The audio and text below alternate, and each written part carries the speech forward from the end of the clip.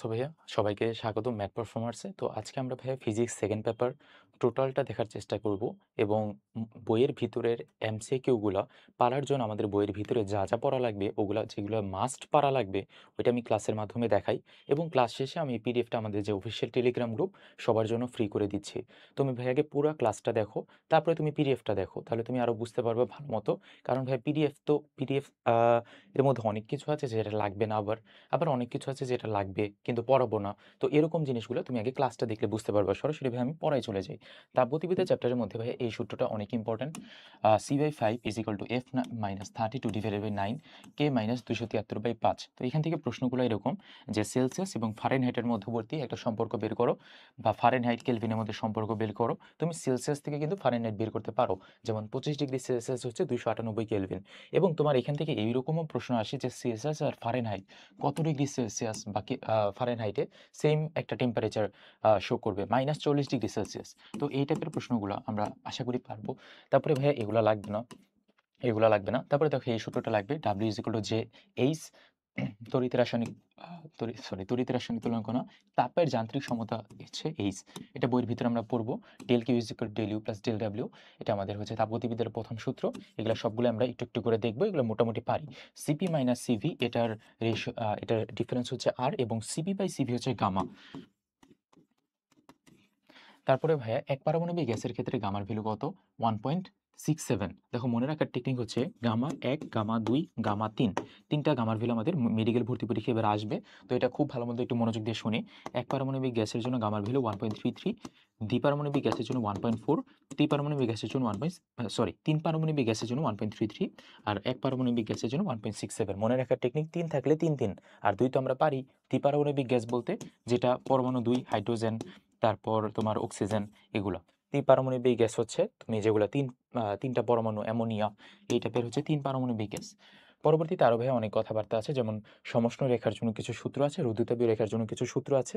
তিনটা সূত্র আমাদের সব থেকে বেশি ইম্পর্টেন্ট ভাইয়া। এটা হচ্ছে এই যে টি আর ভি এর মধ্যে সম্পর্ক, টি আর পি এর মধ্যে সম্পর্ক, পি আর ভি এর মধ্যে সম্পর্ক। তো হিসাব অনুযায়ী PV⁴ = কনস্ট্যান্ট। তারপরে লিখবা তুমি টিটা কনস্ট্যান্ট রাখবা, এখানেও টিটা কনস্ট্যান্ট রাখবা। তারপরে তুমি TV⁴ কিছু একটা হবে, TP⁴ কিছু একটা হবে। এখন এখানে হচ্ছে আমাদের ভুলটা বাজে। টি দেখো সেম মানে সমান রাখবা, মানে কোনো কিছু মানে কিছু দিবা না উপরে। V⁴ ভি এর মতো দেখতে হচ্ছে গামা, তার জন্য আগে গামা দিয়ে নিব -1। আর পি কিন্তু গামার মতো দেখতে না, তার জন্য এটি একটু উল্টাপাল্টা 1 - গামা/গামা, এরকম আর কি একটা সূত্র আসে। এবং গামা যেখানে যেখানে আসবে ওইটা হচ্ছে রুদ্ধতাপীয় রেখার হিসাব নিকাশে আসবে, রুদ্ধতাপীয় তে হিসাব নিকাশগুলো আসবে। তো ভাই রুদ্ধতাপীয় রেখা এবং সমষ্ণ রেখা এই দুইটার যে একটা অনুপাত আসে, তো রুদ্ধতাপীয় রেখার লেখটা হয় বেশি খাড়া, এটা আমরা সবাই জানি, এবং সমষ্ণ রেখার লেখ কম খাড়া, এবং দুইটার অনুপাত হচ্ছে গামা। তো তোমাকে যদি কোনো একটা প্রশ্ন করে যে এরকম যে হিলিয়াম গ্যাসের রুদ্ধতাপীয় রেখা এবং সমষ্ণ রেখার মধ্যবর্তী, আহ, হিলিয়ামের জন্য তোমার রুদ্ধতাপীয় রেখার যে গামা এবং সমষ্ণ রেখার যে গামা, দুইটার অনুপাত কত? হিলিয়াম এক পারমাণবিক গ্যাস, তাহলে দুইটার অনুপাত হবে তোমার দুইটার গ্রাফের তোমার অনুপাত কত? গ্রাফের বলতে ঢালের অনুপাত কত? এটা ধরে নাও একটা ঢাল আর একটা এটার ঢাল, তো এটার অনুপাত হবে 1.67। তো এই টাইপের প্রশ্নগুলো আমরা পাবো মোটামুটি। তারপর এখানে কর্মদক্ষতা সূত্র দেওয়া আছে কোন ইঞ্জিনের। চলো বইয়ের ভিতর থেকে কিছু জিনিস আমরা দেখি।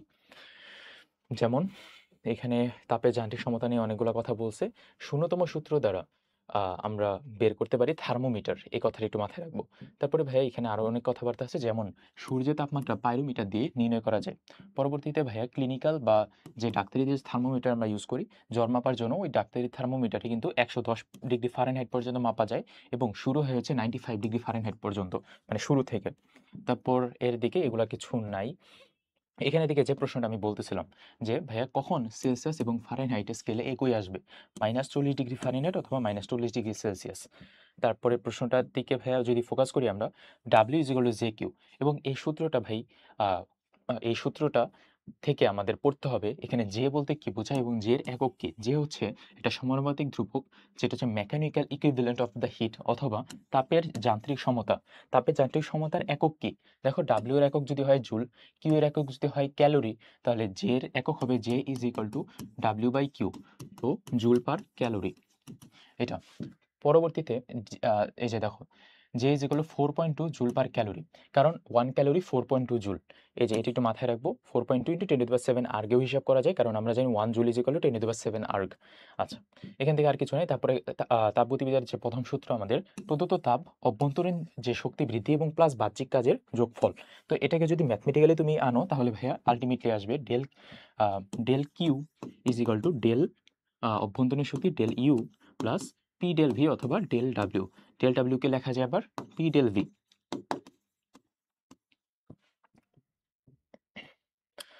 এই সূত্রটা। তার পরবর্তীতে এখানে কিছু শর্তাবলী দেওয়া আছে, যেমন ডেল কিউ এর ভ্যালু যদি ধনাত্মক হবে তাহলে বোঝায় যে তাপ সরবরাহ করা হয়। তারপরে থেকে আরও কিছু কথাবার্তা আছে, কখন ধনাত্মক হবে কখন ঋণাত্মক হবে, এগুলো আশা করি পারবা। যদি সিস্টেম দ্বারা পরিপার্শ্বের উপরে কাজ সম্পাদিত হয় তাহলে ডেল ডাব্লিউ এর ভ্যালুটা আসবে ভাইয়া ধনাত্মক, কিন্তু উল্টাটা যদি করো তাহলে ডেল ডাব্লিউ আসবে ঋণাত্মক।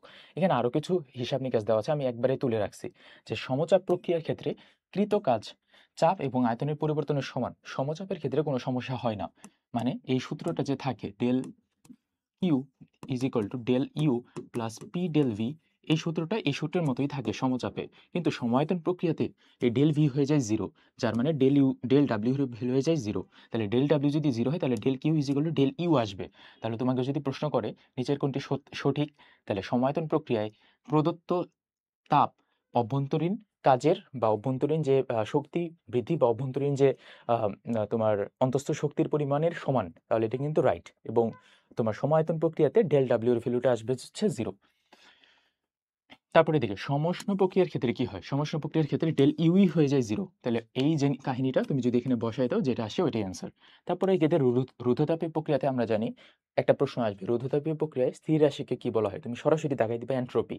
তার পরবর্তীতে রুদ্ধতাপীয় প্রক্রিয়ার ক্ষেত্রে জিরো কোনটা, জিরো হচ্ছে ডেল কিউ জিরো, মানে শুরুতে del Q is equal to del U plus del W. তো রুদ্ধতাপীয় প্রক্রিয়ার ক্ষেত্রে ভাইয়া এখানে শুরুতেই ডেল কিউই হয়ে যায় জিরো, তাহলে del W is equal to minus del U, এরকম দাঁড়াবে তাহলে। তো এই কয়টা হিসাব নিকাশ যেন আমরা পারি, এতটুক যেন ইম্পর্টেন্ট। শুরুতে যেটা বললাম, পিডিএফ এর সবকিছু ভাই কিন্তু পড়া লাগবে না, সবকিছু ইম্পর্টেন্ট না, তুমি শুধুমাত্র যেগুলো বলতেছি এগুলো একটু মাথায় রাখো আগে, পরে যা পারো তাই পড়ো, সমস্যা নেই।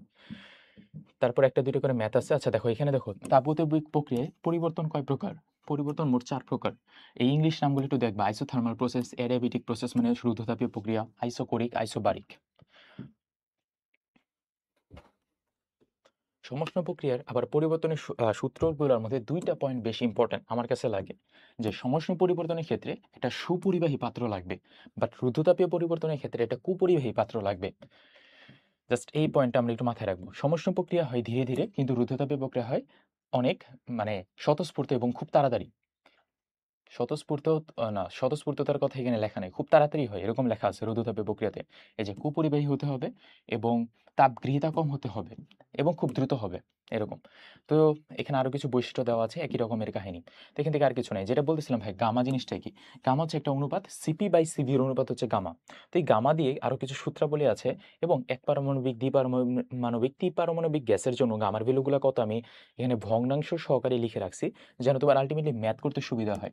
ভাই কিসের ম্যাথ করতে সুবিধা হয়, যদি এরকম ম্যাথ দিয়ে দেয় যে একটার সিভির ভ্যালু দেওয়া আছে 7/5, সিভির একটা ভ্যালু দেওয়া আছে, তোমার সিপির ভ্যালু বের করতে হবে। তো আমরা সরাসরি সূত্রতে বসাই সিপি আর সিভির মধ্যবর্তী সম্পর্ক বের করতে পারবো। কিভাবে, কারণ এখানে একটা টোটাল একটা সূত্র আছে, তারপরে তুমি এভাবে বের করবে যে CP by CV is equal to gamma, আবার CP minus CV is equal to হচ্ছে আর। তো আলটিমেটলি তুমি সিপি যদি এখানে বসাও, এই যে এটা যদি এখানে এইদিকে আনো তাহলে আসবে সিপির ভ্যালুটা CV into gamma minus CV is equal to R. তো আলটিমেটলি গামাটা গামা মাইনাস ওয়ানটা হচ্ছে বাইরে আসবে, তাহলে CV is equal to R. তো আলটিমেটলি আমার দাঁড়ালো CV is equal to R by gamma minus one. তো এখানে ভাই গামার আমার ভগ্নাংশের ভ্যালুটা যদি থাকে তাহলে আমি পরীক্ষার হলে অপশনগুলো দেখে, মানে বইয়ের এমসিকিউতে এরকম অপশনগুলো কিছু কোশ্চেন আছে। তো সিভি তোমাকে যদি বলে দ্বিপারমাণবিক গ্যাস, তাহলে তুমি একটা ভগ্নাংশের ভ্যালু ধরবা, নট ওই যে 1.4 ওই মানটা। 1.4 ধরে কিন্তু লাভ নেই, ভগ্নাংশের ভ্যালুটা কত 1.4 এর 7/5। তাহলে তুমি যদি এখানে দ্বিপারমাণবিক গ্যাসে হিসাব করো তাহলে তোমার আর বাই 7/5 মাইনাস ওয়ান। তো এইভাবে ক্যালকুলেশন করতে তোমার জন্য ইজি হবে। পরবর্তীতে অভ্যন্তরীণ শক্তি নিয়ে এখানে খুব একটা কথা নাই। এই লাইনটা খুব ইম্পর্টেন্ট। শূন্যতম সূত্র দ্বারা ভাইয়া আমরা তাপমাত্রা জানতে পারি। প্রথম সূত্র দ্বারা আমরা অভ্যন্তরীণ শক্তি জানতে পারি। দ্বিতীয় সূত্র দ্বারা আমরা এন্ট্রপি জানতে পারি। পরের কথায় ভাইয়া প্রত্যাবর্তী প্রক্রিয়ার বৈশিষ্ট্য। প্রত্যাবর্তী প্রক্রিয়া হচ্ছে এরকম যে যেটা অবাস্তব প্রক্রিয়া, সংরক্ষণশীল প্রক্রিয়া। প্রত্যাবর্তী প্রক্রিয়া নরমালি হয় না জেনারেলি। অপ্রত্যাবর্তী প্রক্রিয়া হচ্ছে পৃথিবীতে বর্তমানে যেগুলো হচ্ছে, মানে যেটা বাস্তব প্রক্রিয়া এবং যেটাতে ঘর্ষণ হয়, যেটা ক্ষয় হয়। যেমন আমরা এই যে আমি কথা বলতেছি, সব কথার আমার 100% কথার ওয়েভটা তোমার কানের মধ্যে হয়তোবা আসতেছে না, বা আমার যে রিসিভারের মধ্যে আসতেছে না। তো এখানে কিন্তু শক্তির অপচয় হচ্ছে। প্রত্যেকটা জায়গায় তাকাও তুমি, শক্তির অপচয় হয়। এগুলো সব অপ্রত্যাবর্তী প্রক্রিয়া। কিন্তু শক্তির অপচয় না করে আমি যদি কোনো একটা ঘটনা ঘটাই, সেটা একটা সংরক্ষণশীল পর্যায়ের মধ্যে পড়ে, এবং এই সংরক্ষণশীল পর্যায়ের যে হিসাব নিকাশগুলো আসবে, তখন ওই হিসাবের মধ্যে আমরা আল্টিমেটলি বলতে পারবো এটা একটা প্রত্যাবর্তী প্রক্রিয়া, এবং এই প্রক্রিয়া অনেক ধীরে চলে, ধীরে সংঘটিত হয়, এবং নর্মালি এটা হয় না। তো যেটা কিন্তু একটা তাত্ত্বিক একটা উদাহরণ দেওয়া আছে। তুমি যদি একটা বরফ গলায় একটা পানিতে পরিণত করো, এবং সেম পরিমাণ পানিকে যদি আবার বরফে পরিণত করো, তাহলে এই প্রক্রিয়ার মধ্যে যদি কোনো ক্ষয় টয় না হয়, তাহলে এটা একটা প্রত্যাবর্তী প্রক্রিয়া। এবং বাদবাকি দুনিয়ার যত এক্সাম্পল বাবা সব জায়গায় দিবা অপ্রত্যাবর্তী প্রক্রিয়া। পরবর্তীতে ভাইয়া অপত্যবর্তী প্রক্রিয়ার কিছু বৈশিষ্ট্য দেওয়া আছে, যেটা বলতেছিলাম যে অপত্যবর্তী প্রক্রিয়া যেহেতু পৃথিবীতে হচ্ছেই, তাহলে এটা স্পন্টেনিয়াস বা স্বতঃস্ফূর্ত প্রক্রিয়া। অপত্যবর্তী প্রক্রিয়াতে প্রাকৃতিকভাবে সংঘটিত হয়। মেইন কথা হচ্ছে প্রত্যাবর্তী প্রক্রিয়া হচ্ছে ধীর প্রক্রিয়া, অপত্যবর্তী প্রক্রিয়া হচ্ছে একটা দ্রুত প্রক্রিয়া। কারণ পৃথিবীতে যা কিছু হচ্ছে সবই স্পন্টেনিয়াস এবং দ্রুত প্রক্রিয়ায় হচ্ছে। এতটুকু খেয়াল রাখলে এখান থেকে আশা করি হবে, এখানে আর কিছু নাই। তারপরে কথায় আসি ভাই এন্ট্রপিতে। আচ্ছা, তারপর এখানে কর্ণচক্রে যে ম্যাথগুলো দেওয়া আছে, তাছাড়া কৃতকার্য সহগের যে সূত্রগুলো দেওয়া আছে, একটু সূত্রটা দেখব। সূত্রগুলোর মধ্যে একটা হিসাব তোমাদের বলি, যে যখন আমরা যে কোনো কর্মদক্ষতার হিসাব নিকাশ করব বা কর্মদক্ষতার ম্যাথ করব, তো ইটা is equal to 1 minus T2/T1, এভাবে আমরা ম্যাথ করি নর্মালি। তো ধরো তোমার প্রশ্ন পড়ারও সময় থাকবে না মেইন পরীক্ষার হলে, তখন তুমি দেখবা যে একটা ছোট মান আর একটা বড় মান কোথায় আছে। তো ইটা ইজ ইকুয়াল টু 1 মাইনাস লিখবা ছোট মান বাই বড় মান, এরকম। তো এইভাবে তুমি একটা ইঞ্জিনের ক্ষমতা বের করার সূত্র বের করতে পারো। কিন্তু এখানে আবার দেখো, এই যে যে রেফ্রিজারেটরের কৃতকার্য সহগ কে, এই কে এর ভ্যালু আবার কিভাবে, মানে কিভাবে ম্যাথ করা যায়। তো ম্যাথ করার এটারও হিসাব আছে, দেখো কিভাবে হিসাব। এখানে তুমি দুইটা মান পাবা, একটা ছোট মান একটা বড় মান। Q1 কোনটা Q2 কোনটা এগুলা পড়ার সময় পাবো না। একটা ছোট মান একটা বড় মান, তো উপরে দিবা ছোট মান, নিচে দিবা বড় মান মাইনাস ছোট মান। তো এভাবে ভাইয়া সরাসরি ম্যাথ করে ফেলবা কৃতকার্য সহগের ম্যাথগুলো। একটু টেকনিক খাটাবা, তাহলে আশা করি একটা ভালো প্রিপারেশন হবে। এন্ট্রপির কাহিনীতে আসে, তো এন্ট্রপি একটা প্রাকৃতিক রাশি এবং এন্ট্রপি বিশৃঙ্খলার পরিমাপ। এন্ট্রপির সরাসরি প্রশ্ন আসবে, যদি একটা প্রশ্ন আসে যে এন্ট্রপির সূত্র কি, এন্ট্রপির একক কি, এন্ট্রপির সূত্র কি, একটা প্রশ্নই দিতে পারে মেইনলি। আচ্ছা, পৃথিবীর তাপীয় মৃত্যুর সম্ভাবনার পরিমাণ কি, এন্ট্রপি। তো এন্ট্রপি হচ্ছে del S is equal to del Q by T. তো এন্ট্রপি হচ্ছে তাহলে টেম্পারেচার, তো জুল পার কেলভিন এন্ট্রপি। তারপরে মাঝখানে আরো কিছু ছোটখাটো হিসাব নিকাশ আছে, যেমন আপেক্ষিক তাপের হিসাব আছে, ওটা একটু দেখে নিব, জাস্ট সূত্রগুলো দেখবো। তো এখন ভাই একটা কোশ্চেন হচ্ছে, যে কোনো বাস্তব প্রক্রিয়া বা অপত্যগামী প্রক্রিয়াতে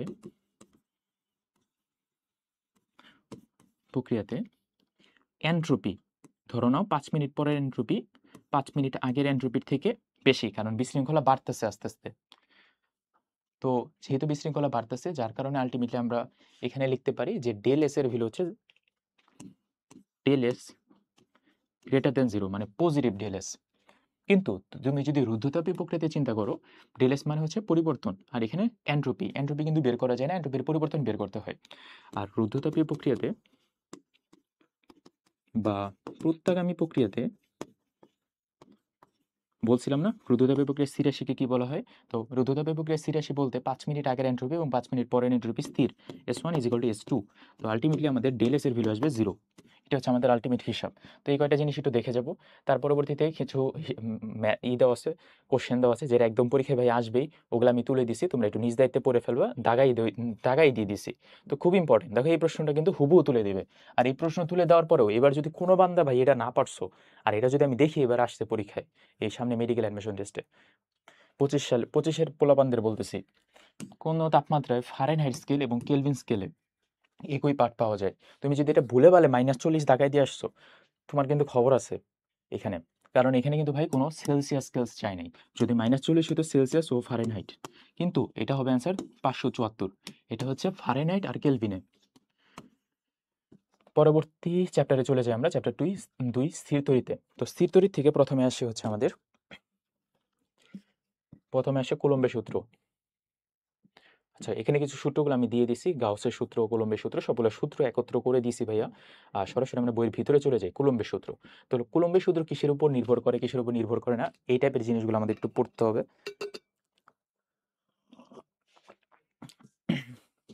যেটার মধ্যে কুলম্বের সূত্র F is equal to C into Q1 Q2 divided by D square. তো এগুলো আমরা জানি যে কুলম্বের সূত্র দুইটা চার্জের উপর নির্ভর করবে, সমানুপাতিক। সি হচ্ছে 9 ইন্টু 10⁹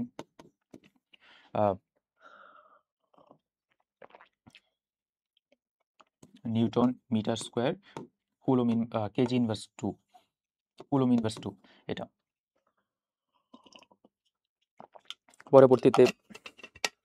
পরবর্তীতে ভাইয়া এখান থেকে সি আবার লেখা যায় C is equal to 1/4 pi epsilon naught. তো এখানে আবার ইপসাইলন নট দ্বারা কি বোঝায়, ইপসাইলন নটের একক কি, এই টাইপের হিসাব নিকাশগুলো পরীক্ষার হলে দিবে। তো আমরা সরাসরি বই থেকে একটু দেখব, বইটা একটু সামনে রাখি। এখানে হ্যাঁ, এই যে দেখো ইপসাইলন নট হচ্ছে তোমার এই ভ্যালুটা 8.854 × 10⁻12।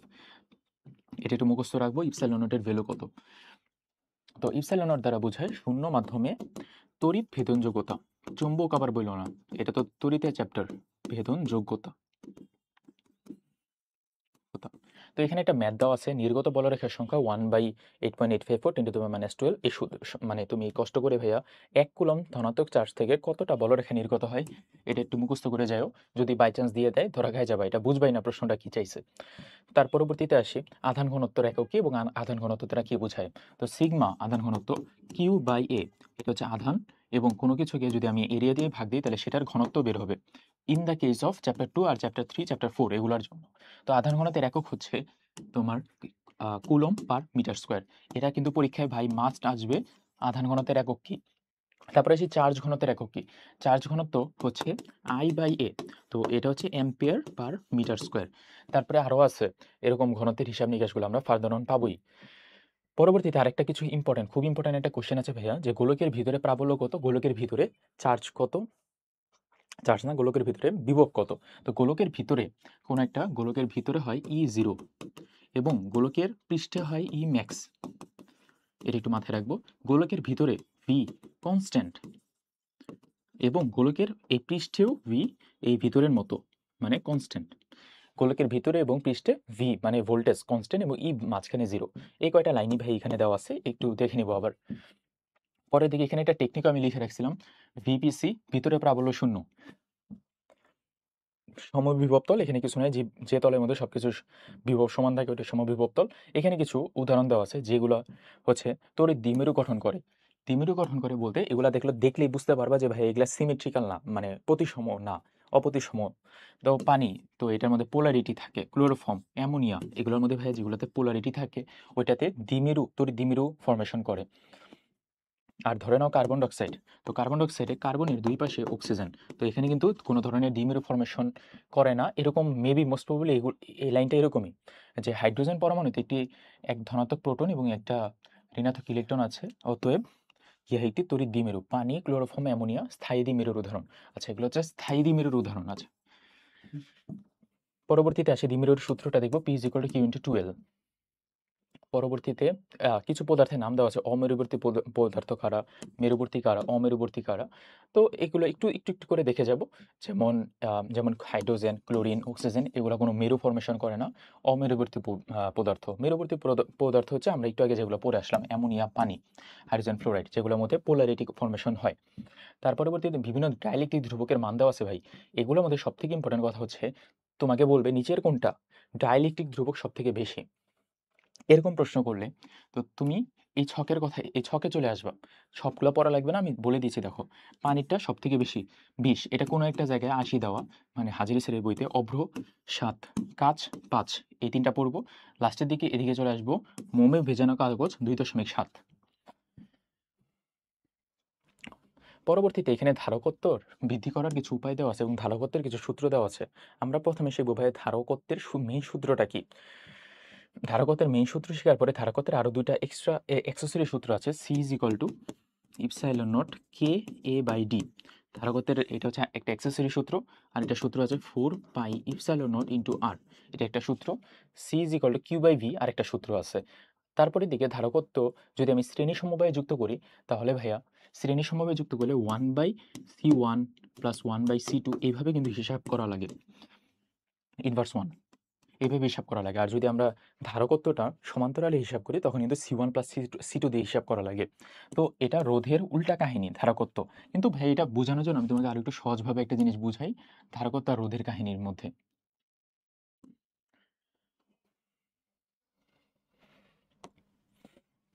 ধরো তোমাকে বলছে এরকম প্রশ্ন যে এরকম 2 ফ্যারাডের 3টা ধারক দেওয়া আছে, 3টা। এখানে সেম ভাবে 2 ওহমের 3টা রোধ দেওয়া আছে। তো প্রশ্ন হচ্ছে এখানে তুল্য ধারকত্ব কত এবং এখানে হচ্ছে তুল্য রোধ কত। তুল্য রোধ বের করা একদম সিম্পল হিসাব, 2 + 2 + 2 6। বাট এখানে হিসাবটা একটু ডিফারেন্ট হবে। যদি 3টা সেম পরিমাণে দেওয়া থাকে তাহলে আমরা দেবো 2/3 এরকম। ভাইস ভার্সা তুমি যদি এই কাহিনীটা হচ্ছে শ্রেণী সমবায় আমরা সমান্তরালে হিসাব করি, তুমি কিন্তু যদি সেম হিসাবটাই এরকম ভাবে করতা, এরকম একটা হিসাব নিকাশ দিয়ে করতা, 3টায় 2 করে আছে, 3টা আছে এবং 2 ওহম করে, তাহলে অ্যান্সার আসতো 6 ফ্যারাড। এখানে মূল কথা হচ্ছে আমি এখানে গুণ করে দিছি, এখানে গুণ করে দিছি আর এখানে গুণ করে দিছি। এই হিসাবটা আশা করি তুমি পারো যে নর্মালি আমার যদি সেম পরিমাণে ওহম দেওয়া থাকে, মানে সেম পরিমাণে রোধ দেওয়া থাকে, ততটা দিয়ে গুণ করলেই আমার অ্যান্সার বের হয়ে যাবে। কিন্তু এখানে কিন্তু এটা ক্রস, মানে হিসাবটা দুইটা ডিফারেন্ট টোটালি। যে এখানে তোমার সমান্তরাল সমবায়, এখানে হচ্ছে শ্রেণী সমবায়, মানে ধারক আর যে তোমার রোধ, এই দুইটার হিসাব নিকাশ, সমান্তরাল আর শ্রেণী সমবায়ের হিসাব নিকাশ উল্টা।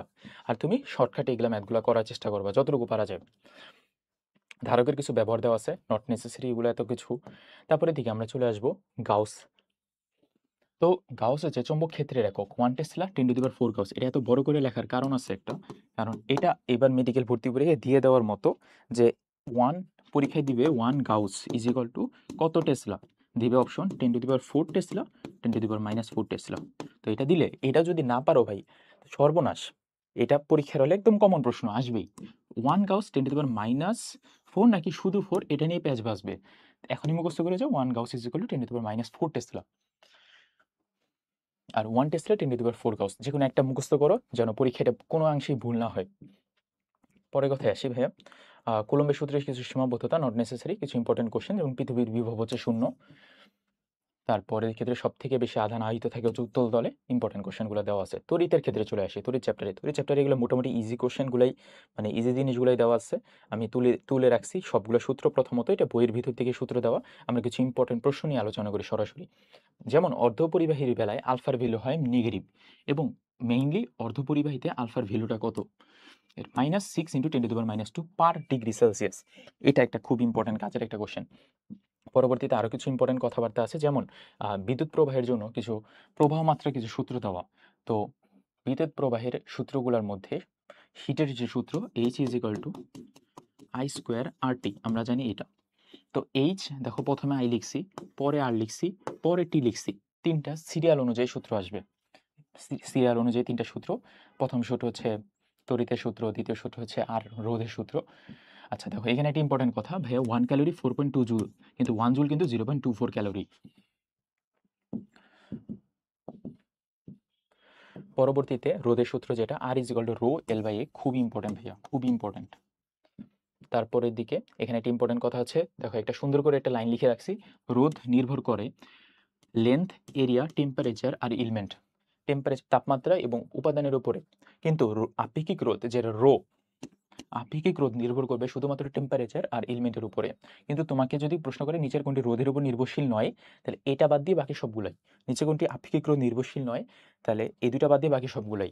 তাহলে একটা প্রশ্ন করি, একটা তারের দৈর্ঘ্য 2 মিটার, তারের দৈর্ঘ্য যদি আমি 4 মিটার করি, আপেক্ষিক রোধ কত গুণ বাড়বে? কোনোটিই নয় বা বাড়বে না, অপরিবর্তিত থাকবে। কেন? কারণ দৈর্ঘ্যের উপর নির্ভরশীলতা নাই আপেক্ষিক রোধের। পরবর্তীতে কোশ্চেন হচ্ছে ওহমের সূত্র। ওহমের সূত্র তো আমরা ছোটবেলা থেকে পারি, I = V/R। এগুলো যেন মোটামুটি পরীক্ষার হলে ভাই পারা যায়। সিমেন্স কি? সিমেন্স হচ্ছে পরিবাহিতার একক হচ্ছে সিমেন্স, 1 সিমেন্স পরিবাহিতার একক, এটাও পারা যাবে। পি, পি হচ্ছে ক্ষমতার একক ওয়াট। তো এইটা পরীক্ষায় আসবে 1 কিলো ওয়াট আওয়ার।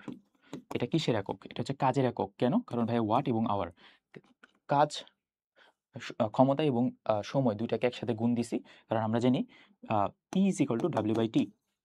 তো এখান থেকে W = তাহলে PT। তো ক্ষমতা এবং টাইমের যদি গুণফল, তাহলে ওইটা হচ্ছে কাজের। 1 কিলোওয়াট আওয়ার হচ্ছে 3.6 × 10⁶ জুল। দেখবে এটা পরীক্ষার হলে বসলেও পেয়ে গেছো, খুব ইম্পর্টেন্ট প্রশ্ন। 1 কিলোওয়াট আওয়ার মানে কিন্তু আবার 1 BOT। তারপরের দিকে আবার আসি বৈদ্যুতিক ফিউজ। ফিউজের মধ্যে 3 ভাগ সীসা এবং 1 ভাগ টিন ইউজ করা হয়, এবং ফিউজ ব্যবহার করা হয় কোনো একটা যন্ত্রপাতি নিরাপত্তা সাপেক্ষে। তড়িৎ কোষ মূলত 2 প্রকার, এগুলো নিয়ে আলোচনা দরকার নাই, নেসেসারি। এখানে একটা প্রশ্ন আছে যে ধরো একটু আগে একটা প্রশ্ন করছিলাম যে একটা তারের রোধ 2 ওহম, তারের দৈর্ঘ্য 2 মিটার, তারের দৈর্ঘ্য আমি যদি 4 মিটার করি, তারের রোধ হবে 4 ওহম। এখানে কোনো সন্দেহ নাই, কিন্তু আপেক্ষিক রোধ কোনো পরিবর্তন হবে না। কিন্তু প্রশ্নটা যদি ভাই এভাবে করতাম যে তারের তারের দৈর্ঘ্য প্রথমে 2 মিটার, দৈর্ঘ্য অপরিবর্তিত রেখে আমি 4 মিটার পর্যন্ত করছি, তাহলে তখন আমার রোধ কত গুণ হবে? তখন আমি যদি এরকম অপরিবর্তিত রেখে, মানে আয়তন অপরিবর্তিত রেখে বা টেনে এই টাইপের প্রশ্ন কথাগুলো পাই, যত গুণ আমি দৈর্ঘ্য করছি তত স্কোয়ারের গুণে আমার রোধ হিসাব আসবে। এটা দ্বিগুণ করলে, মানে দৈর্ঘ্য যদি আমি দ্বিগুণ করি, তাহলে আমার 2 স্কোয়ারের হিসাব আসবে, 2 স্কোয়ার ইন্টু 2। তো অ্যান্সার আসবে এখানে 4 ইন্টু 2, 8 অ্যান্সার আসবে। এই পরের প্রশ্নটা দেখো, বইতে যেটা দেওয়া আছে তোমাদের, 10 এ 3 গুণ করলাম, তাহলে 3 গুণ করলে রোধ হবে ভাই 9 গুণ, স্কোয়ারে হিসাব আসবে 3 স্কোয়ার মানে 9 গুণ। তাহলে আগের রোধ কত? আগের রোধ যদি 6 হয়, তাহলে 9 গুণ করলে 6 নং 54 ওহম। আশা করি এগুলো পারবা।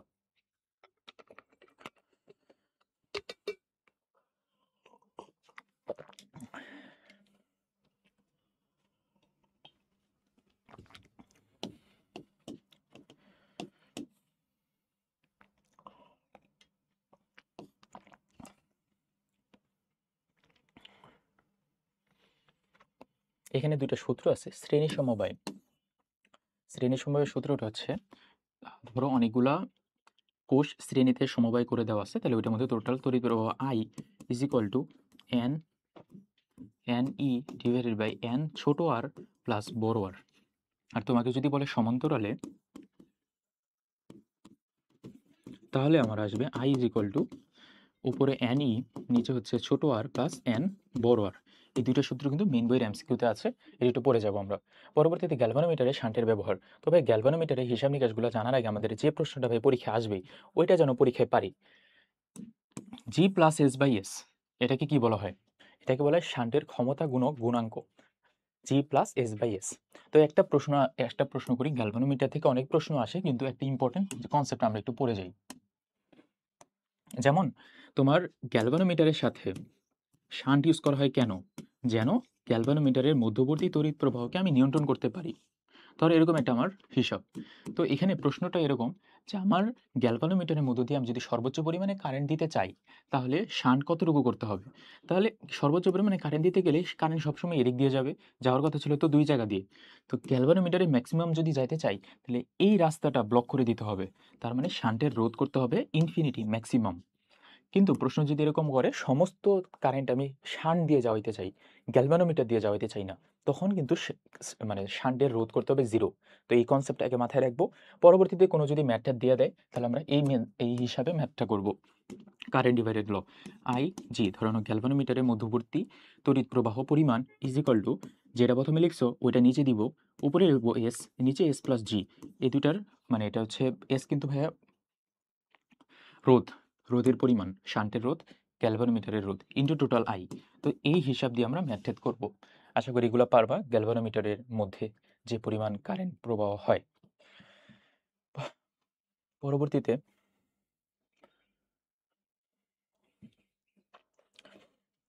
এখানে দেখো একটা লাইন লিখছি আমি, হুইস্টন ব্রিজের নীতির উপর ভিত্তি করে কি কি জিনিস করা যায়? Metre bridge, post office box এবং পটেনশিওমিটার তিনটা জিনিসই কাজ করা যায় হুইস্টন ব্রিজের নীতির উপর ভিত্তি করে। মিটার ব্রিজের কাজ কি? মিটার ব্রিজের জন্য কাজ, আচ্ছা, পোস্ট অফিস বক্সের কাজ হচ্ছে অজানা রোধ নির্ণয় করা যায়। মিটার ব্রিজের কাজ কি? আপেক্ষিক রোধ নির্ণয় করা যায়।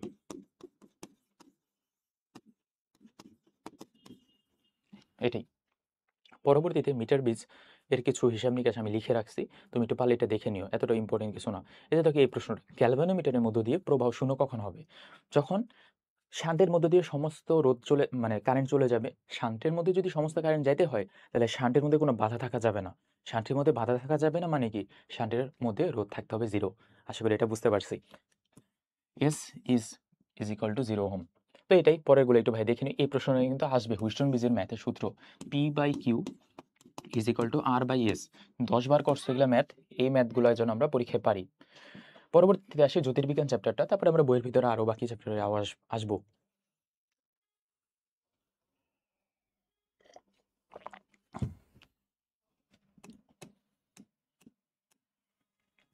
তো ভাইয়া জ্যোতির্বিজ্ঞান চ্যাপ্টার থেকে সবার প্রথমে আমরা কিছু খুব ইম্পর্টেন্ট কিছু টপিক মনে রাখবো, খুব ইম্পর্টেন্ট, যেটা মানে মানে পরীক্ষায় আসবেই। আচ্ছা, বই থেকেই আগে আমি বলি এখান থেকে। তো খুবই ইম্পর্টেন্ট টপিক হচ্ছে চন্দ্রশেখর সীমা। মানে কেউ যদি না জেনে থাকে এখন জানো, খুবই কঠিন কিছু না। চন্দ্রশেখর সীমা বলতে কি বোঝায়? চন্দ্রশেখর সীমা বলতে কি বোঝায় এটা বোঝার আগে আমাদের আগে বুঝতে হবে যে একটা গ্রহ কই থেকে কই আসে। মনে রাখা টেকনিক হচ্ছে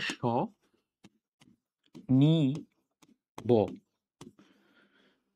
ফর সাদা বামন, সাদা বামন ধরে না একটা গ্রহ। নিতে নিউটন তারা, আর বতে হইতেছে ব্ল্যাক হোল। তো একটা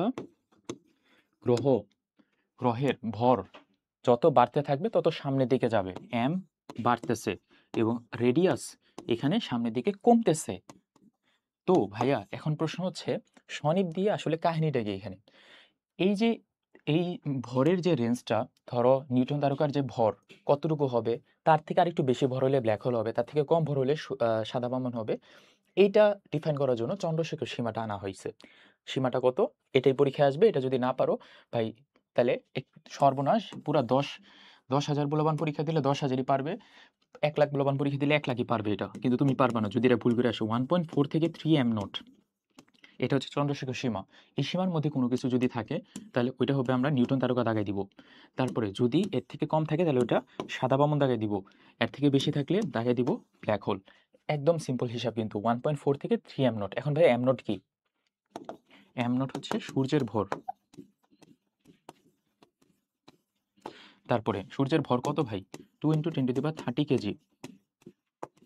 এটার জন্য পারি সূর্যের ভর, তারপরে পৃথিবীর ভর এম অফ ই, তারপরে পৃথিবীর রেডিয়াস আর অফ ই 6.4 × 10⁶। আর পৃথিবীর ভর যেন কত ছিল? 2 × 10⁻24 এত কেজি। তারপর পৃথিবীর এত মিটার।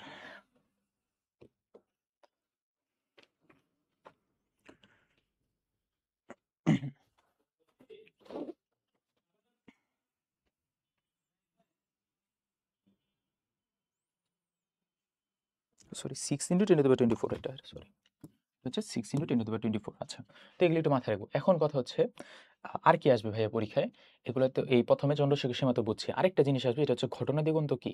তো মাঝখানে এগুলো যেগুলো আমি দাগাই দিচ্ছি বা বইতে আনছি এগুলো একটু পড়ে ফেলবা। 1 মেগাপারসেক কত মিটার, বা তারপর বিগ ব্যাং তত্ত্বের মডেলের জনক জর্জ লিমটার, এটা কিন্তু ভাই পরীক্ষায় বসলেই পাবা। বিগ ব্যাং তত্ত্বের মডেলের জনককে, তারপরে মহাবিশ্বের প্রসারণের জনককে এডওয়ার্ড হাবেলের একটা সূত্র আছে, ওটা হচ্ছে ভি ইজ প্রপোর্শনাল টু হচ্ছে ডি। তো V is equal two H D, এটা একটু মনে রাখবো আমরা। তো এটা এইচ হচ্ছে হাবেল কনস্ট্যান্ট। তো হাবেল মহাবিশ্বের প্রসারণ নিয়ে কথাবার্তা বলছে।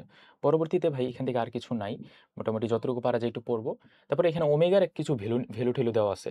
তো ওমেগার ভ্যালু আবদ্ধ মহাবিশ্বের জন্য কত হয়, উন্মুক্ত মহাবিশ্বের জন্য কত হয়, সমতল মহাবিশ্বের জন্য কত হয়, এই টাইপের কথাবার্তা বলে দেওয়া। তো আবদ্ধ মহাবিশ্বের জন্য ওমেগা ইজ গ্রেটার দেন 1, উন্মুক্ত মহাবিশ্বের জন্য ওমেগা ইজ লেস দেন 1, আর সমতল মহাবিশ্বের জন্য ওমেগা ইজ ইকুয়াল টু 1। সমতল মহাবিশ্ব বলতে যেমন মহাবিশ্ব আছে ওরকমই থাকবে।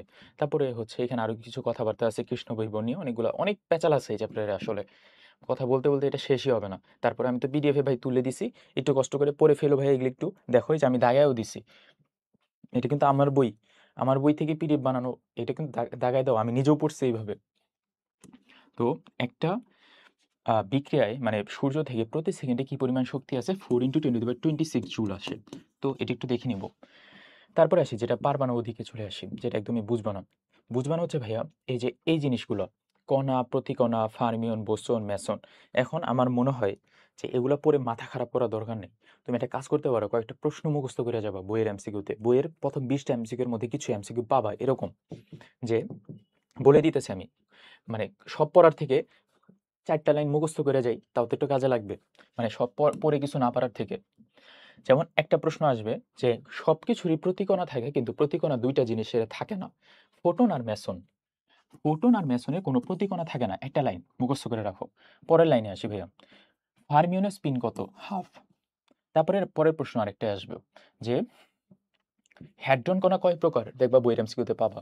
হ্যাড্রন কণা 2 প্রকার, মেসন বেরিয়ন। তারপরে প্রশ্ন পাবা ল্যাপটন কণা স্পিন কত, হাফ।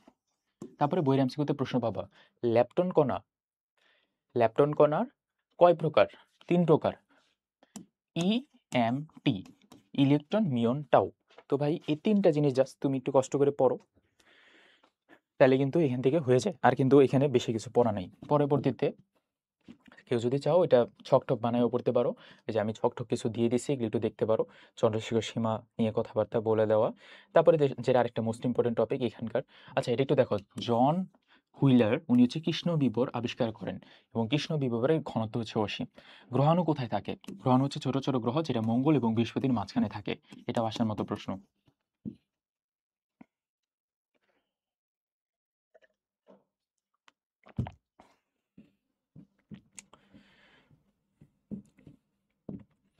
এখান থেকে সরাসরি চলে যাবো আমরা এই সূত্রতে। সোয়াশীল ব্যাসার্ধ কি, এই একটা টপিক বাকি এই চ্যাপ্টারে। সোয়াশীল ব্যাসার্ধ হচ্ছে ওই ব্যাসার্ধ যে ব্যাসার্ধতে আনলে আমার একটা গ্রহ ব্ল্যাক হোলে পরিণত হবে। সূত্রটা হচ্ছে 2gm/c², আর এস 2gm/c²। এটা কিন্তু গ্রহের ভরের উপর নির্ভর করে, আর কিছুর উপর নির্ভর করে না। এখন একটা প্রশ্ন যদি করে তোমাকে, ভাইয়া একটা গ্রহের ভর যদি সূর্যের ভরের 4 গুণ হয়, তাহলে ওই গ্রহের সরাসরি ব্যাসার্ধ কত? তাহলে ভাই আমি কি সূর্যের ভরের সাথে 4 দিয়ে গুণ দিব, গুণ দিয়ে এখানে বসায় ম্যাথ করতে পারবো পরীক্ষার হলে? না, পারবো না। আমরা একটা টেকনিক অবলম্বন করব। ধরো সূর্যের সরাসরি ব্যাসার্ধ আগে বের করে নিব, এটা মুখস্থ মান 3 কিলোমিটার। আর এস সূর্যের জন্য 3 কিলোমিটার। পরের কোশ্চেন, যদি একটা গ্রহের ভর সূর্যের ভরে 4 গুণ হয়, তাহলে ওই গ্রহের সরাসরি ব্যাসার্ধ হবে 4 × 3 মানে 12 কিলোমিটার।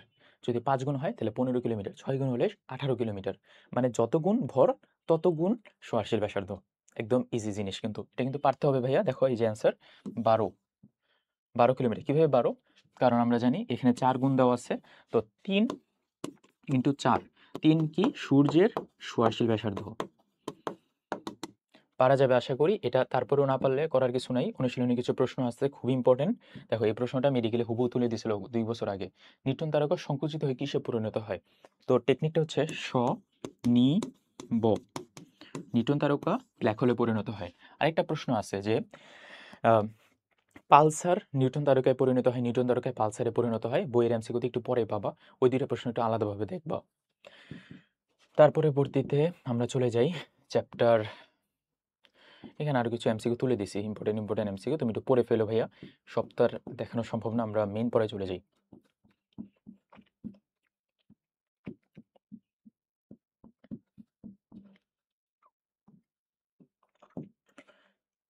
মেইন পড়া হচ্ছে আমাদের ফিজিক্স সেকেন্ড পেপারে চ্যাপ্টার তড়িৎচুম্বকীয় তরঙ্গ, চ্যাপ্টার 7,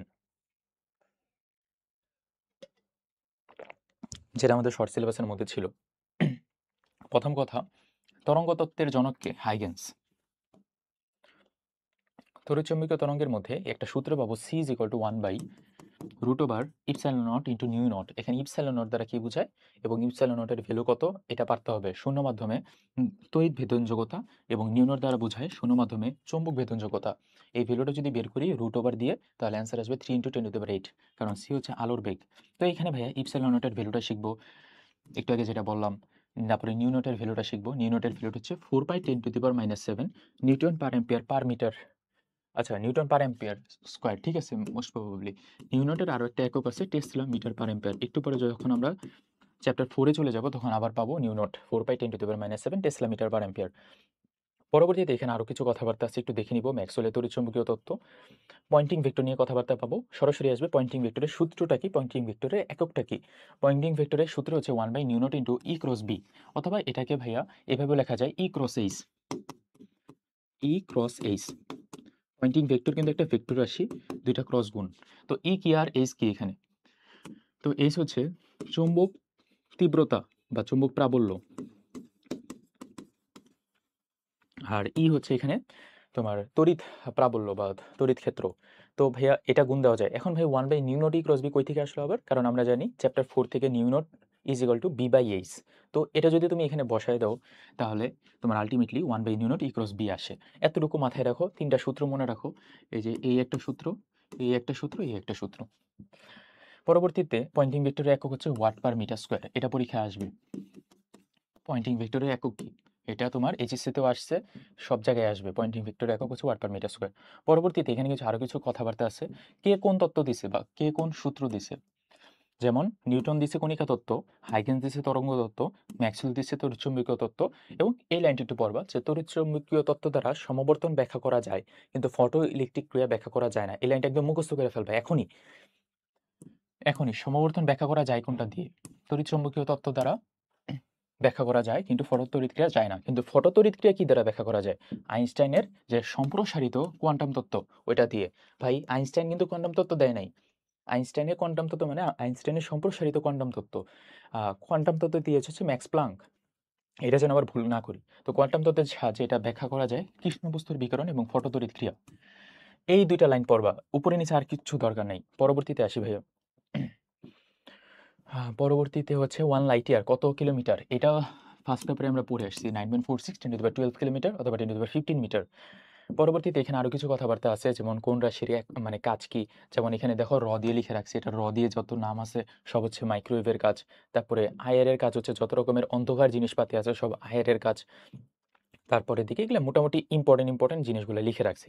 চিকিৎসা ক্ষেত্রে ইউজ করা হয় এক্স রে, রোগ নির্ণয়ে গামা, তারপরে মাংসপেশিতে আয়ার, এবং চিকিৎসা ক্ষেত্রে যে আমরা সার্জারিতে যে রকমের ইনস্ট্রুমেন্টগুলো ইউজ করি ওইটা মানে ওইটা বিশুদ্ধ করার জন্য ইউভি রে ইউজ করা হয়। এই ছকটা আশা করি তুমি পারবা।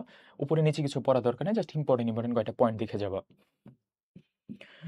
পরবর্তীতে ভাইয়া আমরা যেহেতু জানি C is equal to over mu not into epsilon not, তাহলে mu not into epsilon not √over এটার একক কি? সি এর উল্টাটা আসবে, মিটার পার সেকেন্ড ছিল সেকেন্ড পার মিটার আসবে। এটাই লিখছি দেখো, metre per second second per metre, মানে এখান থেকে আসছে আর কি। মহাজাগতিক রশ্মির তরঙ্গ দৈর্ঘ্য 10⁻⁻14 মিটার।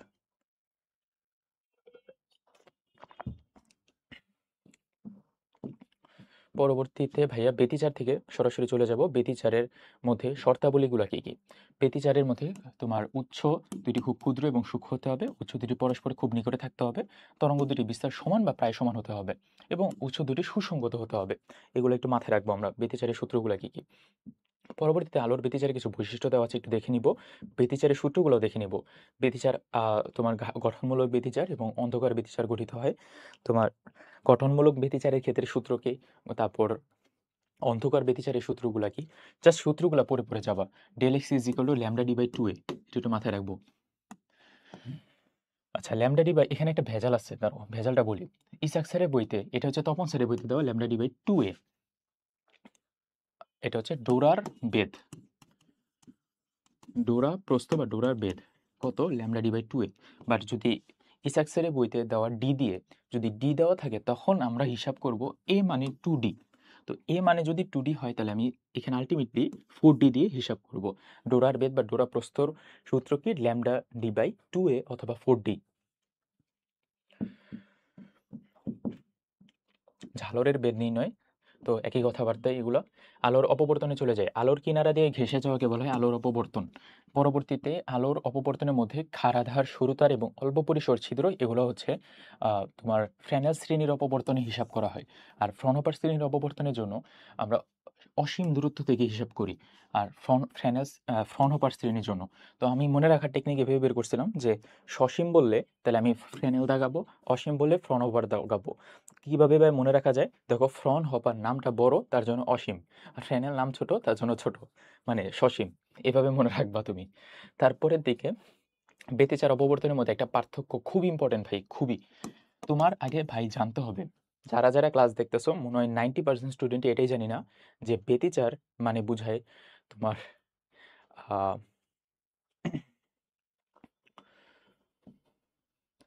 ব্যতিচার এবং অপবর্তনে 90% স্টুডেন্ট এটা জানি না যে ব্যতিচার অপবর্তনের মধ্যে মেইন পার্থক্য হচ্ছে এখানে যে ব্যতিচারে যখন আমাদের ডোরাগুলো তৈরি হয়, উজ্জ্বল ডোরা এবং অন্ধকার ডোরা, তখন 100% উজ্জ্বল 100% অন্ধকারই তৈরি হয়। বাট অপবর্তনের ক্ষেত্রে কিছু আলো উজ্জ্বলের জায়গায় অন্ধকারে চলে যায়, অন্ধকারের জায়গায় উজ্জ্বলে চলে যায়। এই ছকটা একটু ভালো মতো একটু দেখতে হবে ভাইয়া। তীব্রতা এখানে সবসময় সমান হয় না, সবসময় তীব্রতা সমান হয়। তো অপবর্তন মানে কিন্তু ডিফ্র্যাকশন, আর ব্যতিচার মানে হচ্ছে ইন্টারফারেন্স, এটা একটু মাথায় রাখবো। তারপরে গ্রেটিং নিয়ে কথাবার্তা বলছে, গ্রেটিং এর কিছু দাগানো লাইন আছে, একটু পড়ে ফেলবো যতটুকু দরকার হয়। এখান থেকে সমবর্তন নিয়ে একটা কথা পাবো আমরা, যে এখানে ভাইয়া কোন চ্যাপ্টার পড়তেছি আমরা? আমরা পড়তেছি আলো, চ্যাপ্টার 6ও আলো, চ্যাপ্টার 7ও আলো। আলোর হয় সমবর্তন। পরের কথা, আলো একটা অনুপ্রস্থ তরঙ্গ। এই প্রশ্ন যদি আসে আমরা যেন পারি, আলো একটা অনুপ্রস্থ তরঙ্গ, অনুপ্রস্থ তরঙ্গের মধ্যে সমবর্তন হয়। তার মানে অনুদৈর্ঘ্য তরঙ্গ যেমন শব্দ, বাঁশি, গিটার, তবলা, এগুলাতে কিন্তু কোনো ধরনের সমবর্তন হয় না। আলোর হয় সমবর্তন। কিভাবে মনে রাখবা? আমরা তো সমবর্তন পড়তেছি আলোরই, আর কিসের সমবর্তন হচ্ছে? তার মানে আমাদের শব্দের কিন্তু সমবর্তন হয় না, এটা খেয়াল রাখবো। আর এখানে পোলারয়েড নিয়ে আরো কিছু কথাবার্তা বলে দেওয়া আছে, নট নেসেসারি। আলোর প্রতিফলন দ্বারা সমবর্তন, এটা আবার কোন চ্যাপ্টার? হ্যাঁ, ওই ঠিক আছে, বুঝতে পারছি। তো কাচের ক্ষেত্রে সমবর্তন কোণ কত, বিশুদ্ধ পানির ক্ষেত্রে সমবর্তন কোণ কত, এগুলো একটু দেখে নিব।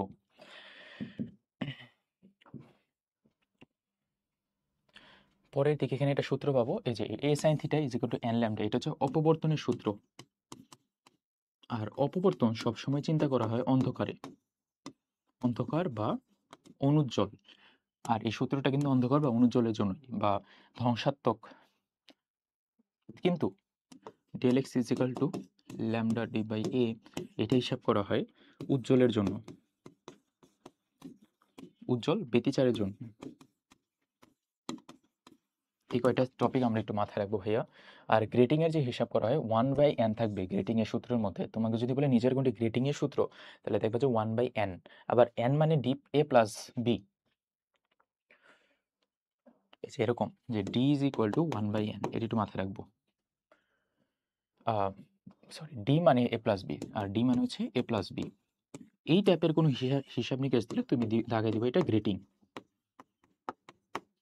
আর মেন বইয়ের এমসিকিউ তো আছেই। দেখো, এই প্রশ্নটা খুব ইম্পর্টেন্ট ভাই, এটা যদি না পারো সর্বনাশ। তরঙ্গ দৈর্ঘ্য বেশি কার, এটা আমরা কেমিস্ট্রিতে পড়ে আসছি।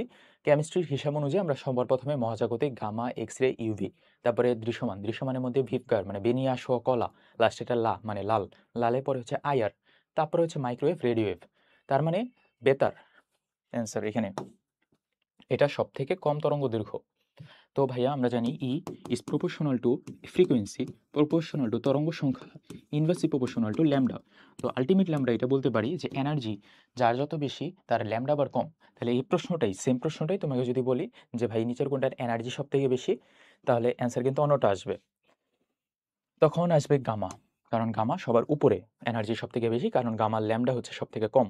তো কোশ্চেনটা এরকম যে তরঙ্গ দৈর্ঘ্য সব থেকে বেশি, বেতারে তরঙ্গ সব থেকে বেশি এবং এনার্জি সব থেকে কম। এই টাইপের প্রশ্নগুলো আমরা যেন পারি। তারপরে তড়িৎ চৌম্বকীয় তত্ত্ব দ্বারা ব্যাখ্যা করা যায় কোনটা? আলোর তড়িৎ ক্রিয়া। এগুলোও কিন্তু মেন বইয়ের এমসিকিউ, খুব ইম্পর্টেন্টলি পারতে হবে। পরে আসে আধুনিক পদার্থবিজ্ঞানে।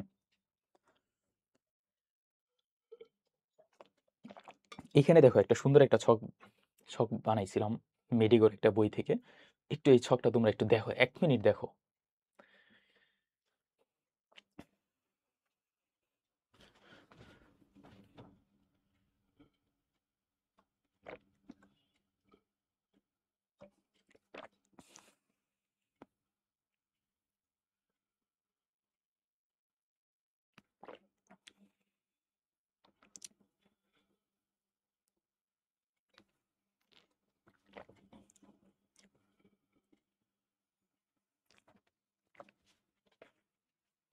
এখানে অলমোস্ট অনেকগুলা কথা একসাথে দিয়ে দেওয়া। যেমন আপেক্ষিকতার তথ্য দেওয়া হয় কত সালে, কে দেয়? এটা তোমার একটু নিজ দায়িত্বে পড়তে হবে, মুখস্থ জিনিস। আমি তোমাকে আল্টিমেটলি এখানে কিছু কথা বলি। যেমন আপেক্ষিকতার ৩টা সূত্র আছে। একটা হচ্ছে কাল দীর্ঘায়ন, সময় বাড়ে। দৈর্ঘ্য সংকোচন, দৈর্ঘ্য কমে। আরেকটা হচ্ছে ভর বৃদ্ধি, ভর বাড়ে। তো দৈর্ঘ্য সংকোচনের মধ্যে ভাইয়া দৈর্ঘ্যটা মানে আমরা কিন্তু এখান থেকে কিছু ম্যাথ আসবে। যেমন তোমার বইতে কষ্ট করে ইসাক স্যারের বইটা খুলো, এই চ্যাপ্টার, বইয়ের এমসিকিউতে চলে যাও। প্রথম কয়েকটা প্রশ্নই দেখবা যে আপেক্ষিকতার সূত্রের ম্যাথ। কিন্তু সূত্রের ম্যাথ কি তুমি করতে পারবা? যেমন ধরে নাও দেওয়া আছে একটা ট্রেনের দৈর্ঘ্য ১০০ মিটার। তাহলে ট্রেনটা যদি 0.9 সি বেগে যায়, ওই ট্রেনের দৈর্ঘ্য কত? তাহলে তুমি কি এটা করতে পারবা? দেখো তো এইভাবে, L is equal to L not root over 1 minus V square by C square. তো ultimately L is equal to আসবে ১০০ into root over 1 minus 0.9 whole square. তো এইরকম ম্যাথ করা কোয়াইট কিন্তু ইম্পসিবল পরীক্ষার হলে। তার জন্য আগে থেকে সাজেশন দিচ্ছি, এই কয়টা ম্যাথ প্র্যাকটিস করবা প্রথমবার, দ্বিতীয়বার মুখস্থ করে ফেলবা। পরে এই ছকটা একটু কষ্ট করে পড়ে ফেলবা। এই ছকের মধ্যে সব কিছু আছে, কে কোনটা দিছে না দিছে, হাইজেনবার্গের অনিশ্চিত নীতি থেকে শুরু করে সবই আছে। তারপরে এই চ্যাপ্টারে মূল সূত্রগুলো আমি তুলে দিছি ভাইয়া, এগুলো একটু দেখে ফেলবা। যেমন এখানকার মধ্যে তোমার সবগুলা সূত্রই আছে, যে ফটোতড়িৎ ক্রিয়া থেকে শুরু করে ইজিকল টু এসি বাই ল্যামডা। তারপরে ক্ষেত্রে হাইজেনবার্গের অনিশ্চয়তা নীতি, এই যে অনিশ্চয়তা নীতি ডেল এর উপরে মানে এইচ এর উপরে এরকম কাটা সাইন দিয়ে কি বোঝায়? কাটা সাইন দিয়ে h/2 বোঝায়। এটা একটু মাথায় রেখো। তো চ্যাপ্টার 8 থেকে মোটামুটি এগুলো দেখবা, বইয়ের এমসিকিউ দেখলেই এখান থেকে আশা করি হয়ে যাবে। পরবর্তীতে দেখো এই ছকটা একটু খেয়াল করো। এই ছকের মধ্যে যে কোন ধাতুর কার্যাপেক্ষকের ভ্যালুটা কত। আলোর তড়িৎ ক্রিয়ার হিসাবটা ছিল এরকম, যে একটা ধাতু ছিল, এখানে যদি আমি একটা ওয়েভ দেই, ওয়েভ দিলে এখান থেকে একটা ইলেকট্রন নির্গত হবে। তো ইলেকট্রন নির্গত হওয়ার জন্য যে শক্তি, ওটা হচ্ছে কার্যপেক্ষক ফাই। এখানে যদি এসি বাই ল্যামডা শক্তিতে আমি নিক্ষেপ করি এবং একটা ইলেকট্রন যদি ফাই শক্তি অর্জন করে সারফেসে আসে, তারপর থেকে তার মানে ভ্যালোসিটিটা শুরু হয় 12 mv স্কোয়ার, তার কাইনেটিক এনার্জি শুরু হয়। তাহলে এখান থেকে আলোর তড়িৎ ক্রিয়ার যদি সূত্রটা আমরা ডিরাইভেশন করি, যে পরিমাণ শক্তি দিছি এই দুইটার যোগফলের সমান। তো আলটিমেটলি ভাইয়া AC by lambda is equal to হচ্ছে ফাই প্লাস 12 mv স্কোয়ার। তো এটা যেন আমরা পরীক্ষার হলে ভাই পারি, এতটুকু খুবই ইম্পর্টেন্ট প্রশ্ন এটা, যে আলো তড়িৎ ক্রিয়ার সূত্রটা কি। এটা দিয়ে আমরা অনেক ম্যাথে আসে, ভার্সিটিতে কাজে লাগে। বাট আপাতত কোশ্চেন হচ্ছে ভাই কার্যপেক্ষক কোনটার কত বুঝবো কেমনে? বুঝার বুঝার থেকে মুখস্থ করা বেশি ইম্পর্টেন্ট। কেউ যদি কিছু না পারো, সিজিয়ামটা পড়বো 2.14, প্লাটিনামটা পড়বো 5.65, আর সোডিয়াম কোথাও আছে, সোডিয়ামটা পড়বো 2.75। পরবর্তীতে পরমাণুর মডেল যে চ্যাপ্টারটা আছে, এই চ্যাপ্টারটা আমাদের কেমিস্ট্রি চ্যাপ্টারের মতোই। আমি দেখো একটু তোমাকে মনে করাই দিই, কেমিস্ট্রি চ্যাপ্টারে এরকম কিছু হিসাব নিকাশ ছিল, যে বোর ব্যাসার্ধ কত, আর নট 0.5292 অ্যাংস্ট্রম। তারপরে আর এন মানে এনতম কক্ষপথের ব্যাসার্ধ হচ্ছে R not into N square. এনতম কক্ষপথের এনার্জি হচ্ছে ই নট ইন্টু 1/n স্কোয়ার। তো ভাইয়া এগুলো কিন্তু আমরা কেমিস্ট্রিতে পড়ে আসছি, পারবো আশা করি। যেটা পড়ি নেই ওইদিকে চলে আসি। দেখো তো এই জিনিসটা মনে আছে কিনা তোমাদের, যে 1 কুড়ি কত ব্যাকরেল? তো কুড়ি এবং ব্যাকরেল দুইটাই কিন্তু তেজস্ক্রিয়তার একক। ঠিক বলছি নাকি? হ্যাঁ, ঠিকই, মোটামুটি ঠিকই বলছি। ভুল হইতে পারে, সমস্যা নেই। কিন্তু তেজস্ক্রিয়তার দুইটা একক ইউজ করা হয়, ব্যাকরেলটা এসআই ইউনিট। তো 1 কুড়ি কত ব্যাকরেল? 3.7 ইন্টু 10⁻10 ব্যাকরেল। আবার 1 ব্যাকরেল মানে কি? 1 ব্যাকরেল মানে কিন্তু 1 সেকেন্ডে কি পরিমাণ বিয়োজিত হয়, বিয়োজন পার সেকেন্ড। এই লাইনটা খুব ইম্পর্টেন্ট।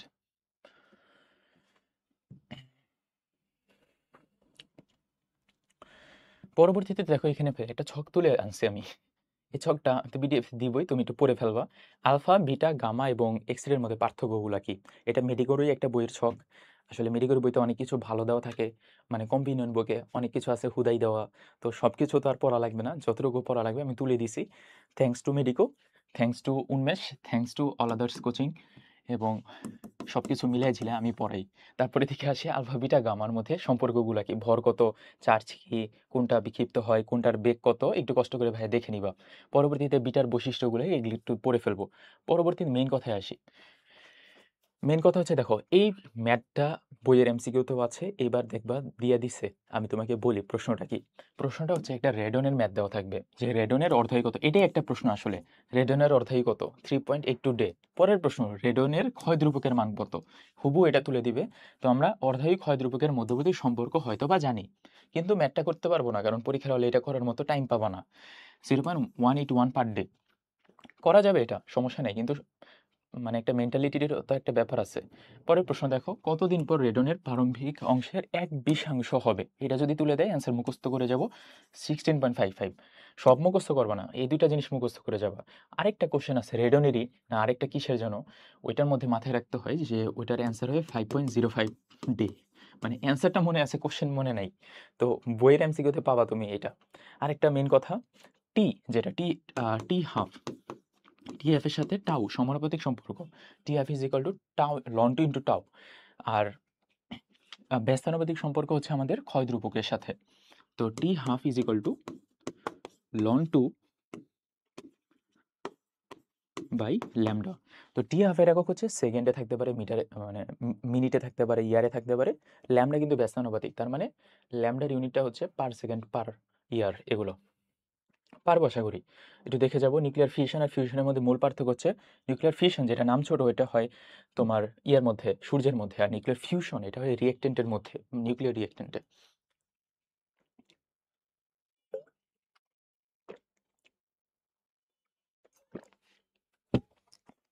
সেমিকন্ডাক্টরে চলে যাই। এখান থেকে একই কথাই, thanks to Medico, thanks to all others university, all others medical কোচিংস। তো একটা পার্থক্য দেওয়া আছে খুব সুন্দর। তো এই পার্থক্যটা একটু দেখে নিব, যে মুক্ত ইলেকট্রনের ঘনত্ব কত হয় ইয়ের ক্ষেত্রে, পরিবাহীর ক্ষেত্রে, অর্ধপরিবাহীর ক্ষেত্রে কত হয়, এবং সাধারণ তাপমাত্রায় পরিবাহীর অন্তরকের ক্ষেত্রে কত হয়।